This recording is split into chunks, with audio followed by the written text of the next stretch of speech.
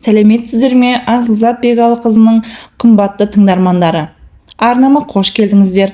Әңгіме басталмас бұрын арнама тіркеліп, қолдау көрсете отырыңыздар. Сіздердің қолдауларыңыз мені шабыттандырады, қанаттандырады.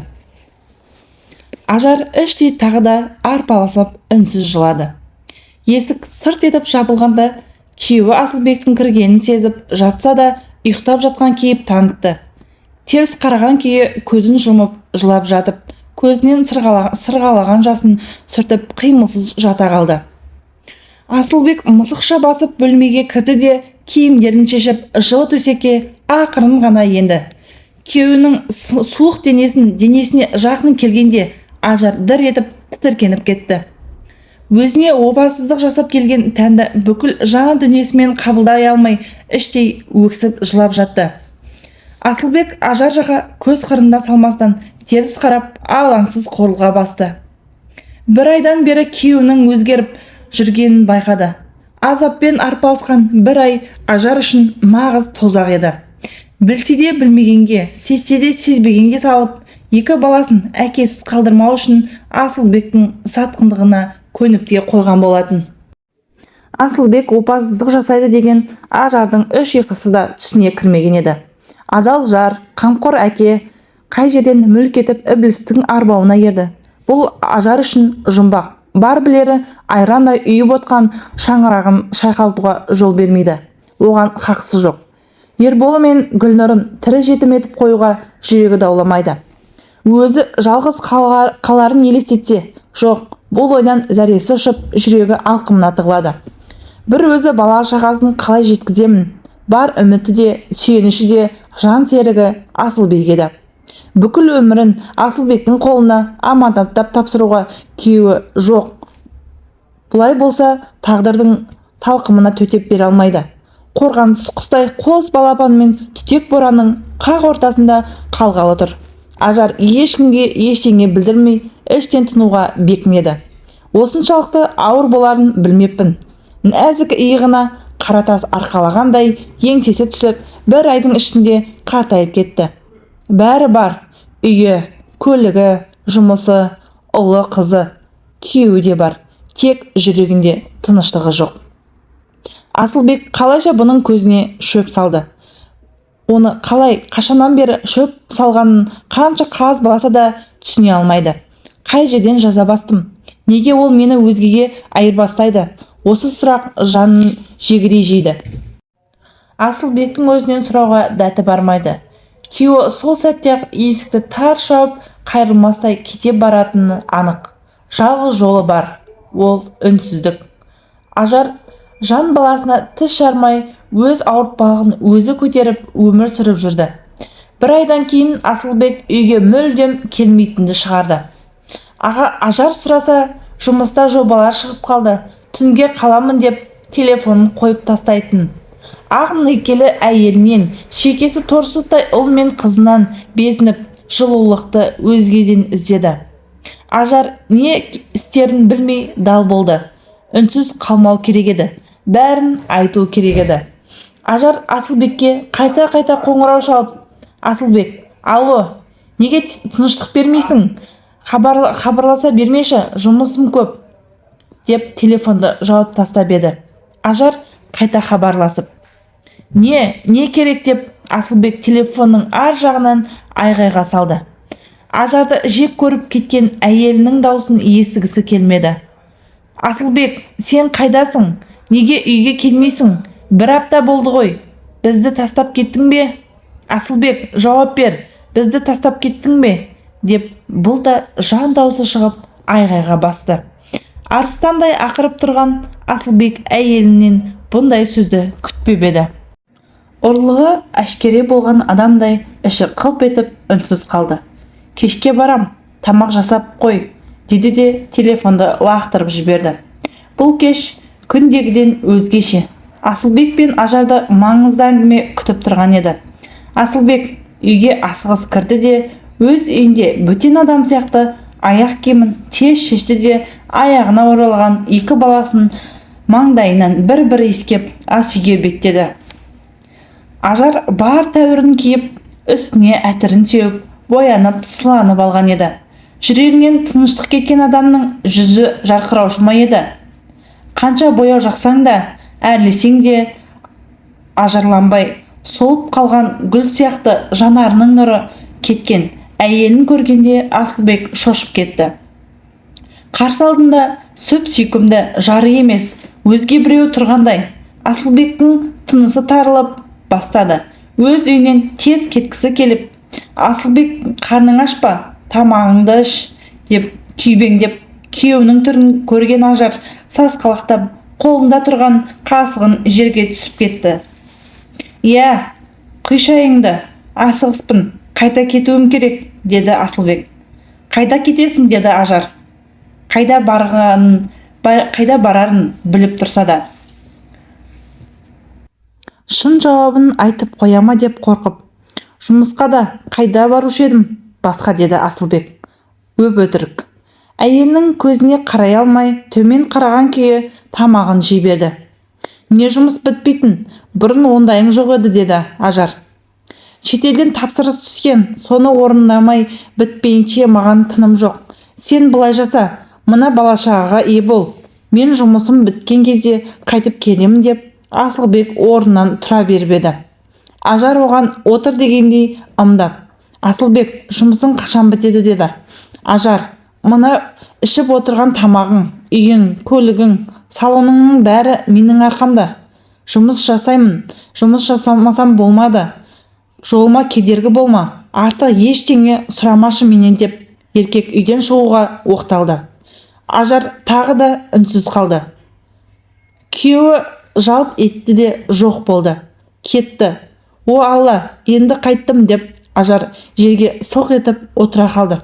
Былтырлаған екі баласына қарап, бір-бірін қуып ойнап жүрген, сылқылақтап күледі. Ажар мені тастаса да, мына екі баланы қалай көзі қиып кетті екен деп өзінен суынған күйеуіне қатты ренжіді. «Өз-өзіңді қолың ал, Ажар, берілме. Күйеуің сенікі, анау албастыдан бар да күйеуіңді тартып ал», дейді ішкі жан дүниесі.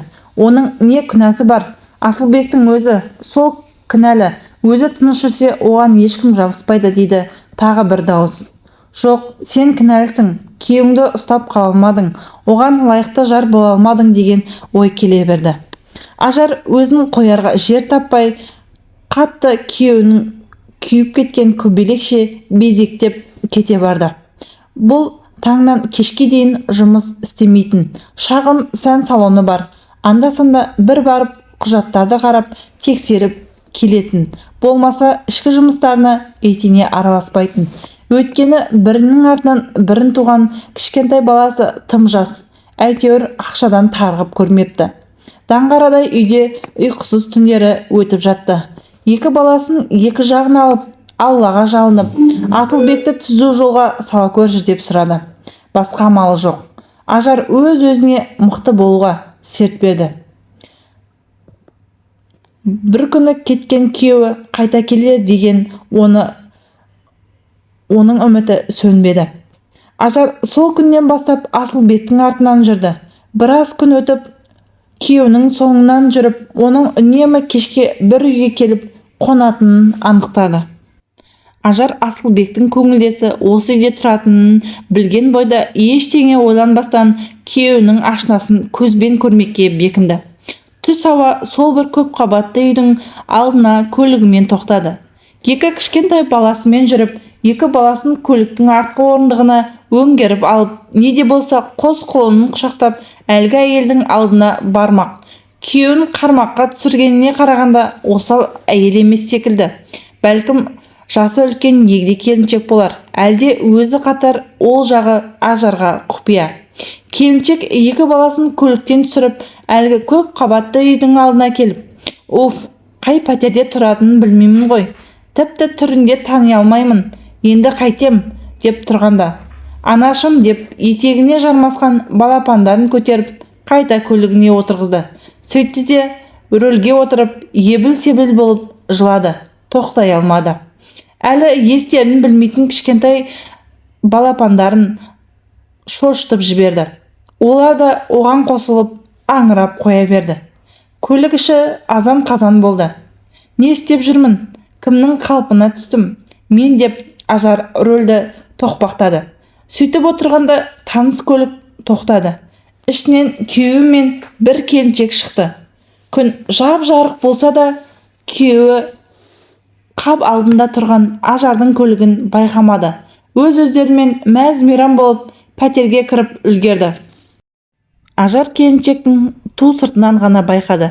Беті-жүзін анықтап көре алмады. Қаны басына шауып, екі баласын асығыс түсірді де подъездің есігін жауып қалды. Бір баланы көтеріп, екінші баланы жетектеп, алқына басып подъезге кірді. Пәтерге де кірместен подъезд бұрышында бір-бірін аймалап өліп-өшіп жатқан күйеуі мен көңілдесін көрген Ажардың көзі шарасынан шығып кете жаздады.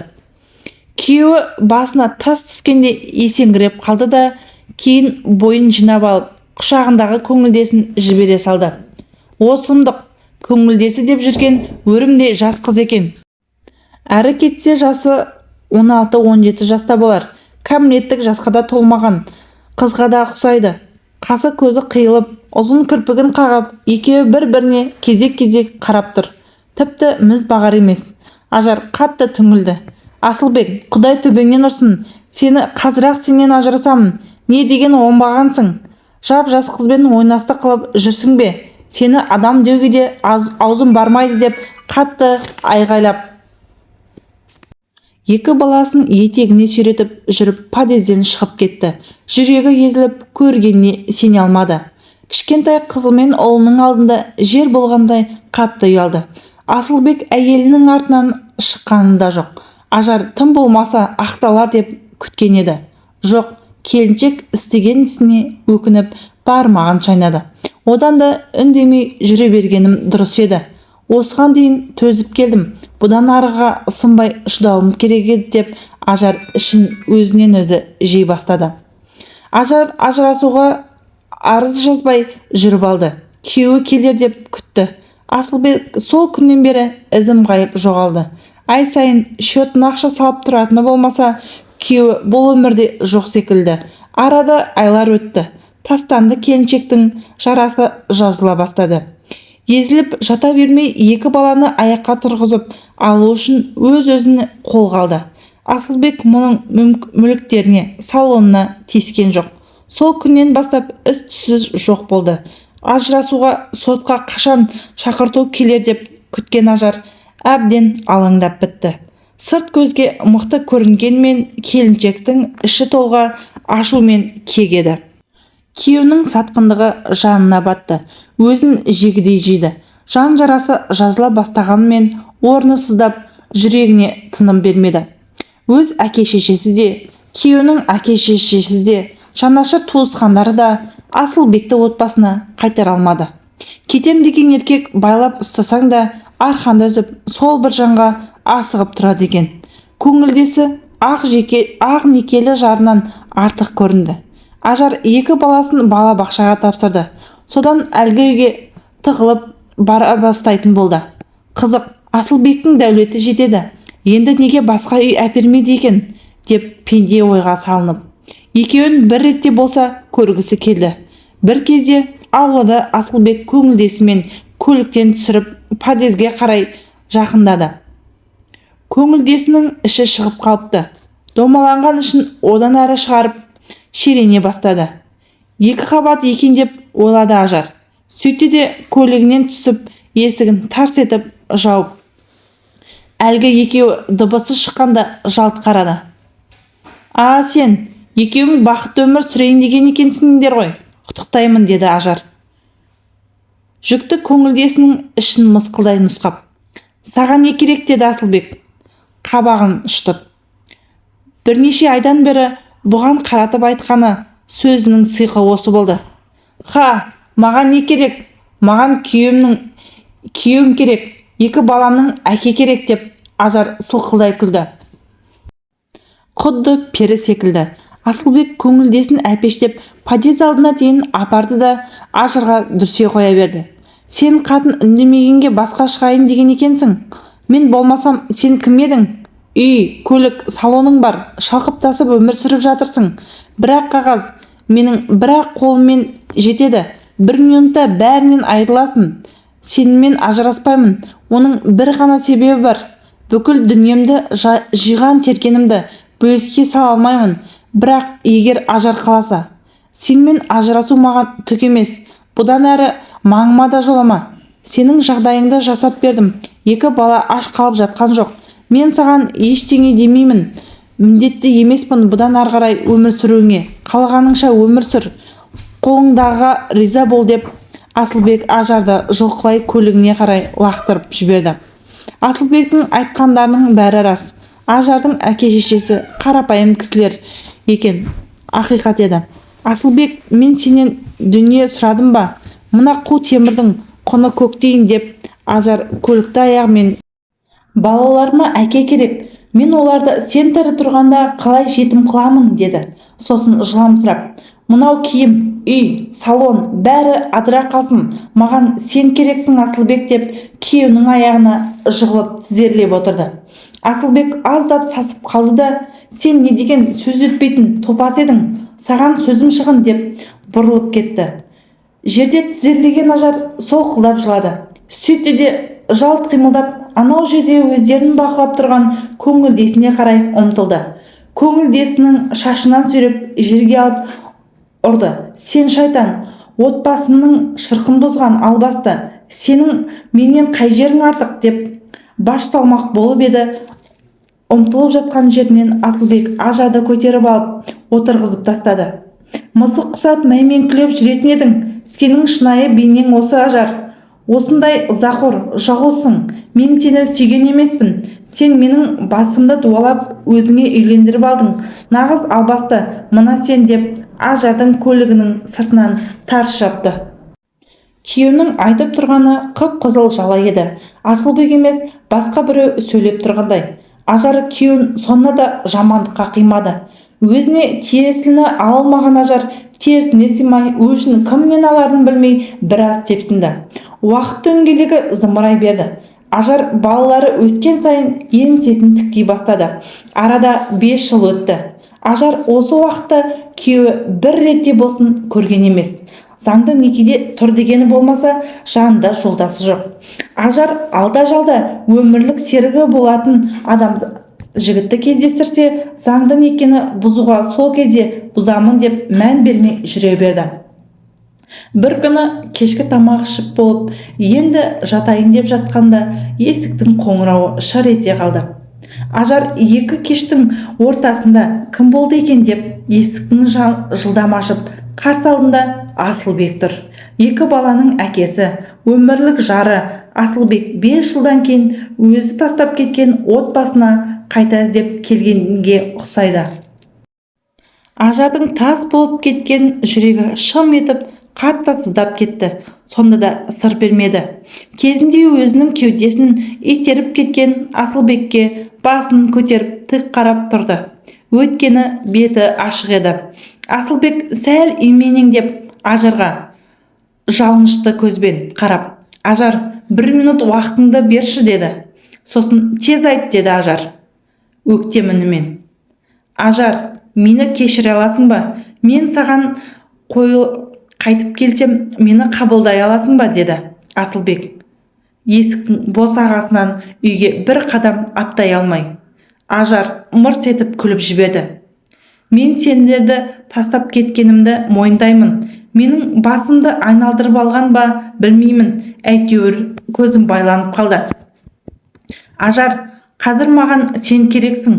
Айгүл қазір айырылмас дертке шалдығып қалды. Соңғы демін күтіп жүр.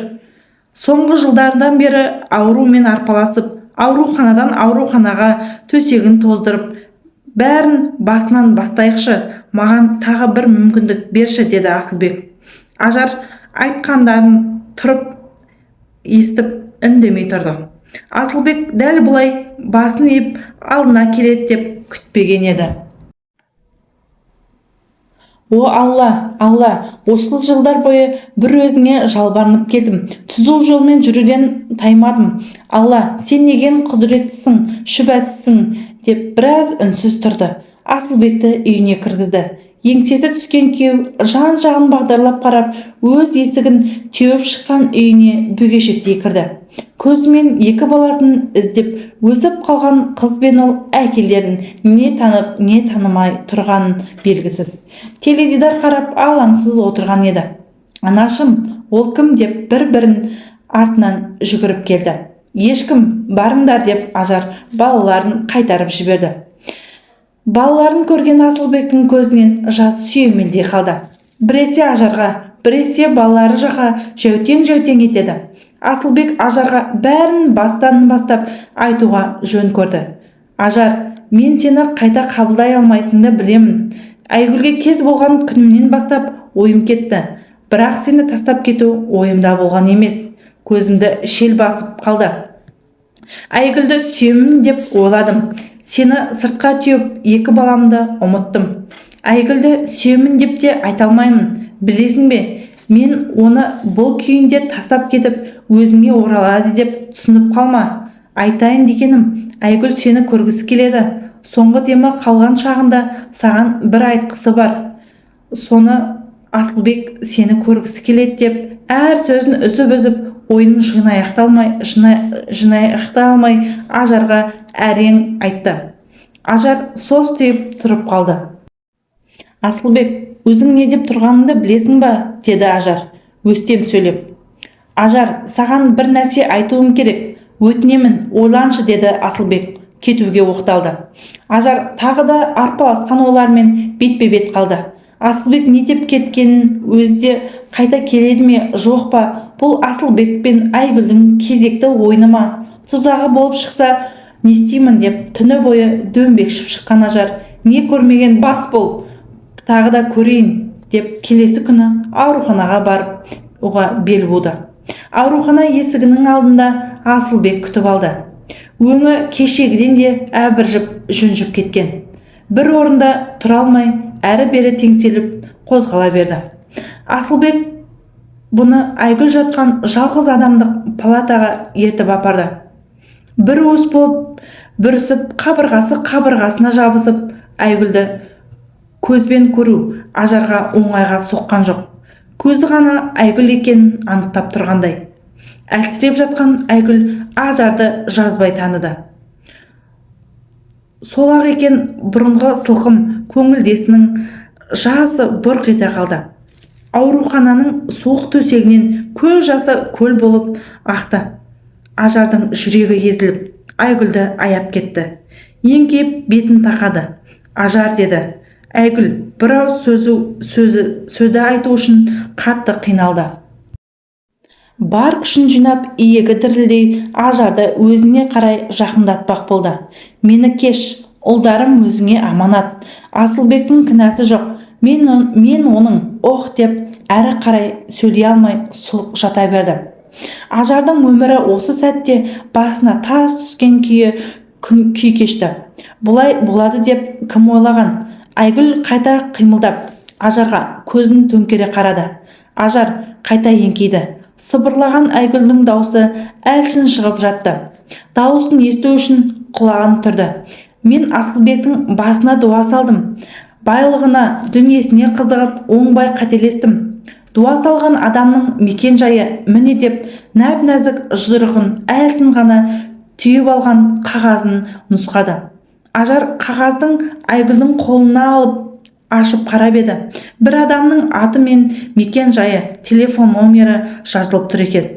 Асылбектің басындағы дуаны осы адам ғана қайтып шешеді. «Маған кешірім жоқ. Мен сендердің отбасыларының ойрандадым. Жазамды аямай тарттым. Қандай дертке шалдыққанымды жер бетіндегі тірі жан білмейді. Диагнозым жоқ. Түсінесің бе? Алланың қаһарына ұшырадым. Ұлдарым өзіңе аманат. Олардың кінәсі жоқ. Періште ғой. Ажар, сен бақытты жансың» деді де Айгүл қимылсыз бір нүктеге қадалып жатып қалды.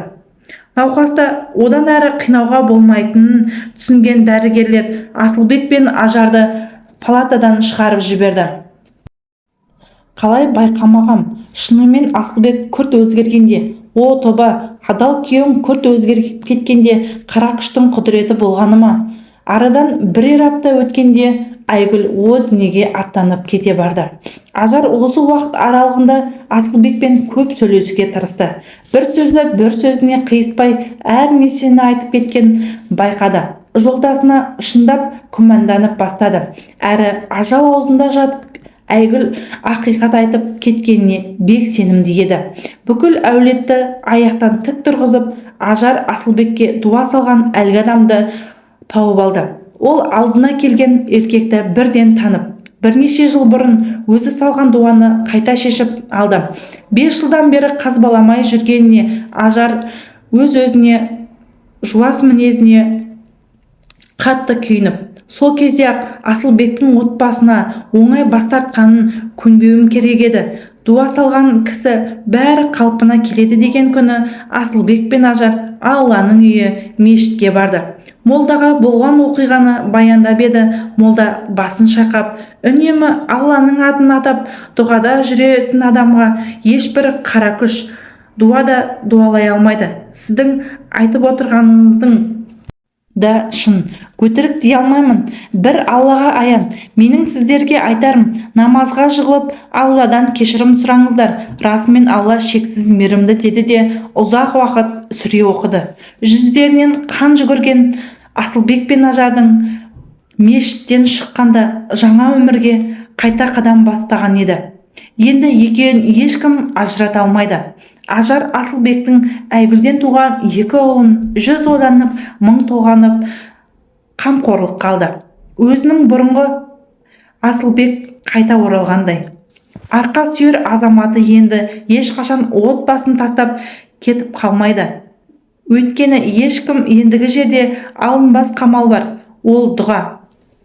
Асылбек пен Ажардың қайта қауышқанына бүкіл ел қуанып, Ажардың сабырлығына, төзімділігіне, кеңпейілдігіне ел сүйсіне қарады.